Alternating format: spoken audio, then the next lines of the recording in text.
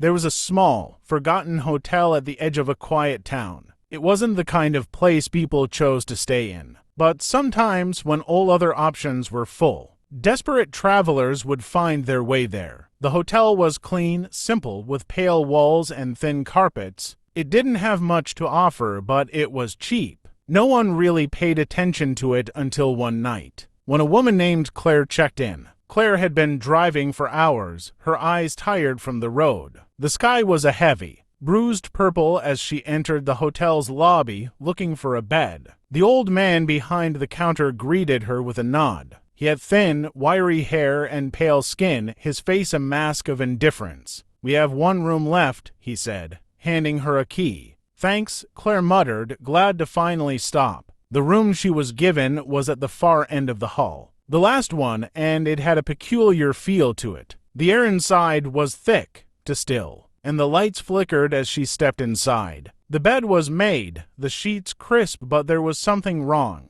Something about the walls. Something that made her skin crawl. She shook off the feeling, telling herself it was just fatigue. After all, she was only staying the night. But as soon as she closed the door behind her, she felt a pressure in the room, as if the very air was pushing down on her. And then she noticed it, a small, red stain on the carpet near the edge of the bed. It was dark, dry, and unmistakable. Blood. Claire froze. Her heart began to race. She glanced at the door, but it was locked. She turned to the walls, looking for anything else unusual, and that's when she saw it. Faint scratches near the window, as though something had tried to claw its way out. The room began to feel smaller, suffocating. Her breath quickened. Then the sound started. A low, rhythmic thumping. It seemed to come from beneath the floor, slow at first, then louder, closer. Her pulse pounded in her ears as she backed away from the bed. She stumbled backward, her mind racing for an explanation. The thumping grew faster, louder.